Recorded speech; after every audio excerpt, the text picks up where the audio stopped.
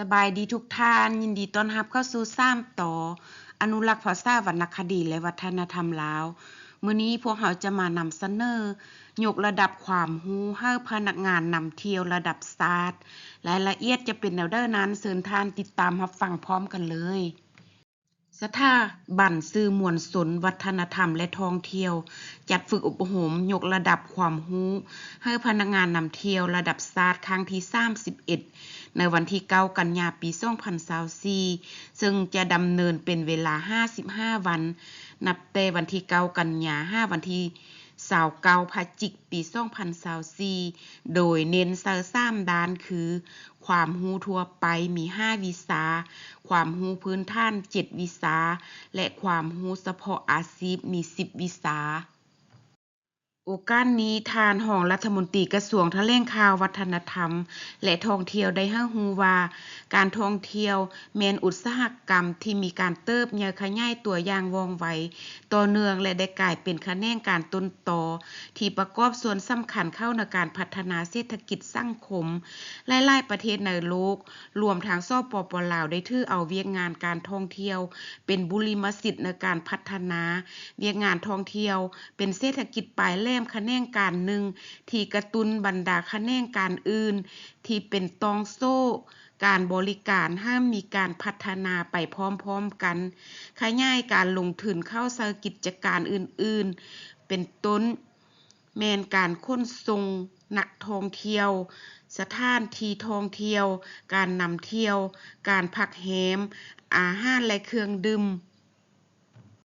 การส่งเสริมสุขภาพการผจญภัยเครื่องที่ระลึกและบรรดากิจกรรมปิ่นอ้อมการท่องเที่ยวที่พัวพันทางกงและทางอ้อมของการบริการส่งเสริมให้เกิดการผลิตภายในอย่างกว้างขวาง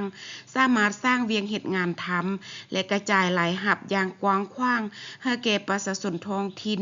โดยเฉพาะในเขตที่การท่องเที่ยวมีการขยายตัวในนั้นก็รวมมีอาชีพพนักงานนำเที่ยวซึ่งนำเอาเงินตาต่างประเทศมาสู่ประเทศชาติเป็นจำนวนหลายพอสมควร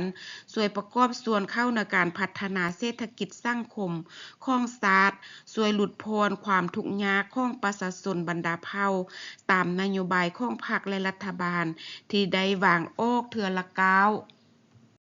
ท่าเอียงการท่องเที่ยวในปี2024กำลังอยู่ในจังหวะฟื้นตัวอย่างต่อเนื่องบรรดาธุรกิจในแขนงการท่องเที่ยวมีความมั่นใจหลายขึ้นต่อความมั่นคงของอุตสาหกรรมการท่องเที่ยวและพวมเล็งขยายตลาดใหม่เพิ่มขึ้นโดยมีเป้าหมายการท่องเที่ยวที่มีความรับผิดชอบและยืนยงเน้นใส่การท่องเที่ยวสีเขียวเป็นมิตรกับสิ่งแวดล้อมและการมีส่วนร่วมของประชาชนท้องถิ่นองค์การท่องเที่ยวโลกคาดคะเนว่าอุตสาหกรรมการท่องเที่ยวจะกลับมาสู่สภาพปกติในปี2024 5ปี2025นี้ปัจจุบันหลายประเทศกำลังเร่งการเปิดใช้การบินระหว่างจุดหมายปลายทางการท่องเที่ยวสำคัญเพิ่มขึ้นซุ่มเซาการขยายตลาดใหม่